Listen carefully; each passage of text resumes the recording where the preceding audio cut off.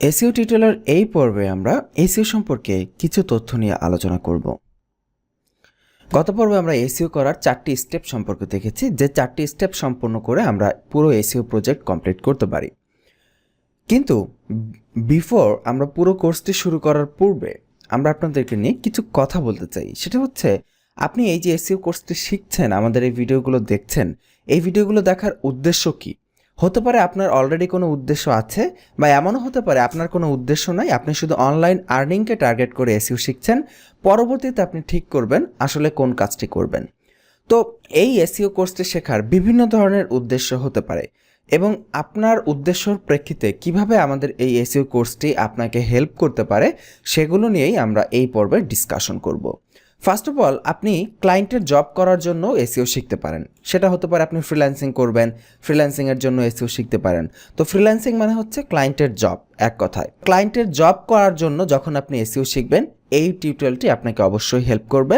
এবং এই যে আমরা টিউটোরিয়ালে এসইওর একদম শুরু থেকে শেষ পর্যন্ত 4টা যে step, keyword selection, content creation, on page optimization, off page optimization, এই স্টেপগুলো আপনি যখন ভালোভাবে আয়ত্ত করবেন, তখন ক্লায়েন্ট আপনাকে যে কাজ দিবে ওই কাজটা কত নাম্বার স্টেপে পড়েছে। ধরে নিলাম ক্লায়েন্ট আপনাকে অফ পেজ অপটিমাইজেশন, মানে অনলাইনে সবচেয়ে বেশি কাজ পাওয়া যায় অফ পেজ অপটিমাইজেশন বা লিঙ্ক বিল্ডিংয়ের, যখন আপনাকে ওই কাজটা দেবে আপনি সেই কাজটা করবেন এবং তার পাশাপাশি চেক করে দেখবেন তার আগের যে কাজগুলো তার ওয়েবসাইটে ঠিক আছে কি না। যদি আগের কাজগুলো ঠিক থাকে তাহলে ক্লায়েন্ট ওকে ফাইন, আর কিছু করতে হবে না। আর যদি আগের কাজগুলো ঠিক না থাকে, ক্লায়েন্টকে বলবেন যে আগের ওগুলো ঠিক করতে, তাহলে তার সাইটের জন্য বেটার হবে। এইটা একটা রিজন হতে পারে। আরেকটা রিজন হতে পারে, আপনার কোনো অলরেডি ব্যবসা আছে, আপনি সেইটার জন্য ওয়েবসাইট করেছেন, সেইটার এখন এসইও করতে চাচ্ছেন। ধরে নিলাম আপনার কোনো দোকান আছে, বা আপনার কোনো শপ আছে, বা ই কমার্স সাইট আছে, সেই ই কমার্স সাইটের এসইও করতে চাচ্ছেন। সেইটার জন্য আমাদের এই যে প্রসেস 4টি ধাপ, এই ধাপগুলো আপনাকে কন্টিনিউয়াসলি একটার পর একটা শেষ করে বারবার রাউন্ডের মতো করে সারা জীবন কন্টিনিউয়াসলি করে যেতেই হবে বিভিন্ন প্রোডাক্টের জন্য। এরপরে যেটা রয়েছে কর্পোরেট ওয়েবসাইট। হতে পারে আপনি বাংলাদেশে কোনো কাজ করতেছেন কোনো কর্পোরেট ক্লায়েন্টের, যেমন ধরেন কোনো বাংলাদেশি কোনো বড় একটা প্রতিষ্ঠান, হয়তো প্রাণ আরএফএল গ্রুপ বা ক্রাউন সিমেন্ট, বা যে কোনো একটা বড় প্রতিষ্ঠানের ওয়েবসাইট আছে, বা আপনার নিকটস্থ কোনো স্কুল কলেজ ছোটোখাটো কোনো প্রতিষ্ঠানের কর্পোরেট ওয়েবসাইট, সেই ওয়েবসাইটের এসইও করার দায়িত্ব আপনাকে দেওয়া হয়েছে, সেটার এসইও করতে হবে। তো সেইটার এসইও আপনি 4টা স্টেপে করে দিবেন। প্রথমে কিওয়ার্ড সিলেক্ট করতে হবে, তাদের কর্পোরেট, তাদের যেই কোম্পানি যেই রিলেটেড যেই টপিকের উপরে, সেই টপিকের উপর কিওয়ার্ড খুঁজে বের করে কন্টেন্ট ক্রিয়েট করতে হবে, তাদের ওয়েবসাইটে পোস্ট করতে হবে। সেই কন্টেন্টগুলোকে অপটিমাইজেশন করে সেগুলো লিঙ্ক বিল্ড আপ করার মাধ্যমে পুরো ওয়েবসাইটের র্যাঙ্কিং সামনের দিকে আসতে থাকবে। এবং এরপরে যেটা হতে পারে, বাংলাদেশে যেটা এখন বর্তমানে ট্রেন্ড চলছে, অ্যামাজন অ্যাফিলিয়েট। প্রচুর লোক অ্যামাজন অ্যাফিলিয়েটের দিকে ঝুঁকতেছেন, এবং এই অ্যামাজন অ্যাফিলিয়েটের জন্য এই এসইও কোর্সটি আপনাকে হেল্প করবে।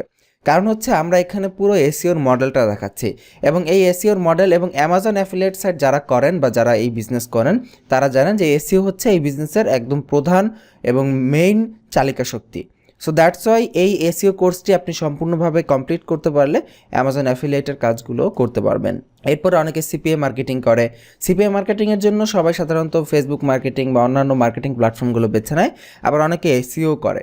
সো আপনি যদি সিপিএ মার্কেটিংয়ের জন্য ওয়েবসাইট করে বা ল্যান্ডিং পেজ করে সেটাকে এসইও করে গুগলের র্যাঙ্কিং আসতে চান, তাহলেও এই এসইও কোর্সটি আপনাকে হেল্প করবে। এছাড়াও অন্যান্য অনেক কারণ থাকতে পারে। হতে পারে আপনি নর্মালি কোনো অ্যাফিলিয়েট সাইট করছেন, বা নর্মালি কোনো ওয়েবসাইট করছেন, অথবা আপনি একটা পার্সোনাল ব্লগিং করছেন আপনার নিজের জন্য, সেখানে বিভিন্ন ব্লগ লিখবেন, সেই ব্লগের এসইও করতে চাচ্ছেন।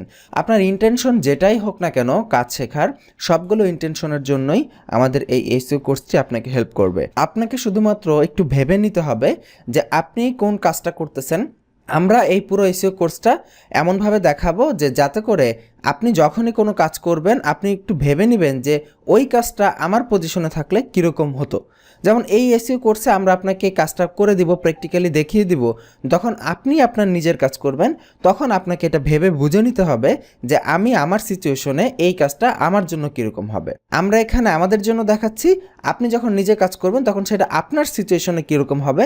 এইভাবে আপনি জাস্ট একটু চিন্তা করে নিলেই আপনার জন্য এই একটা এসইও কোর্স দিয়েই আপনি যত ধরনের কাজই করেন না কেন সবগুলো কাজকে খুব স্মুথলি আপনি কভার করতে পারবেন।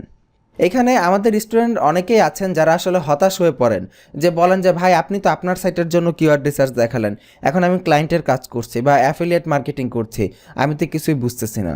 কিন্তু এই যে বিষয়টা হচ্ছে এরকম যে আপনি ভাবতেছেন যে আমরা যে কিওয়ার্ড রিসার্চ আপনাকে দেখালাম সেটাই বুঝি শেষ, বা আমাদের জন্য বুঝি সেই কিওয়ার্ড রিসার্চ না।